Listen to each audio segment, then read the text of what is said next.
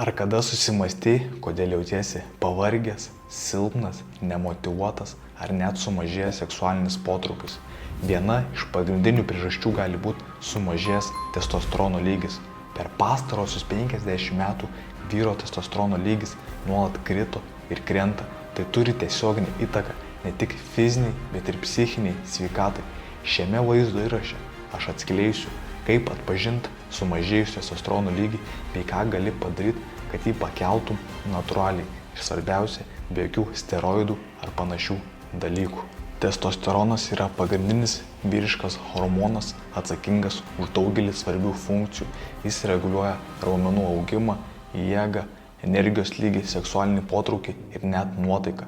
Be tinkamo testosterono lygio vyras gali jaustis pavargęs, silpnas, nemotyvuotas, jo barzda ir plaukai neaugti, o raumenys ir jėga sumažėti. Trumpai tariant, testosteronas yra pagrindinis faktorius lemiantis vyro fizinę ir emocinę gerovę.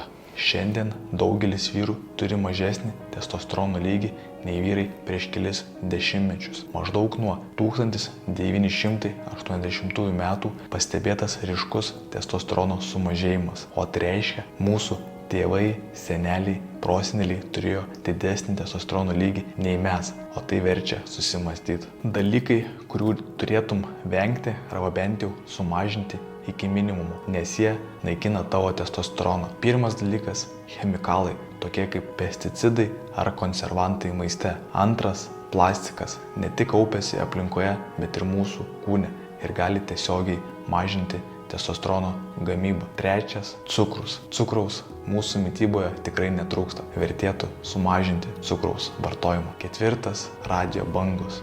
Visi esame apsikrovę technologijom ir yra tyrimų įrodančių, kad tai gali paveikti testosterono gamybą, ypač Wi-Fi ir kiti šaltiniai. Vertėtų kartais atsiriboti nuo jų, padėti kažkur į šoną ir nebūti pastoviai apsikabinus, ar bent jau nelaikyti kišeniai ir nemiegoti po pagalvę. Penktas – vandentiekio vanduo. Vandentiekio vanduo gali būti užterštas, todėl vertėtų apsvarstyti apie filtravimo galimybės. Šeštas – socialinė izoliacija.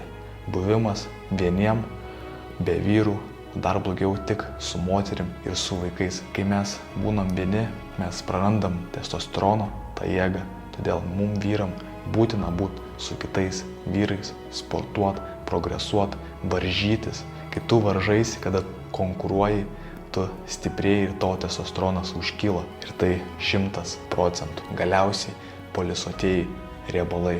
Tai ne tik tave tukina, bet ir mažina tavo testosteroną bei galimybę švariai mąstyti. Todėl apsvarstyk apie šių dalykų mažinimą arba panaikinimą visiškai iš savo gyvenimo. Ir tavo testosteronas pakils į aukštumas. Kaip dabar natūraliai gali padidinti savo testosterono lygį?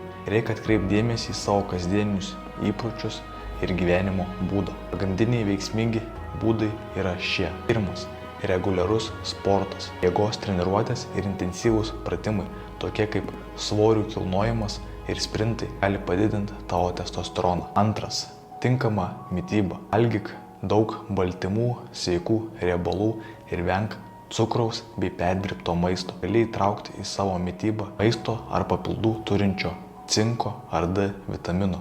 Tai svarbu hormonų gamybai. Trečias – kokybiškas miegas. Miego trūkumas gali būti viena iš pagrindinių priežasčių mažėjančio testosterono. Pasistenk miegoti 7-8 valandas reguliariai. Tai yra raktas į poilsį, atsistatymą bei testosterono gamybą. Ketvirtas – streso mažinimas. Lėtinis stresas skatina kortizolį, o kortizolis naikina tavo testosteroną. Tai gali išbandyti tokius metodus kaip meditacija, joga, kvėpavimo pratimai ar tiesiog buvimas gamtoje. Apibendrinus, paminėjau svarbiausius dalykus, ko turėtum vengti, ką įtraukti į savo gyvenimą. Svarbiausia yra gyventi sveiką ir subalansuotą gyvenimą.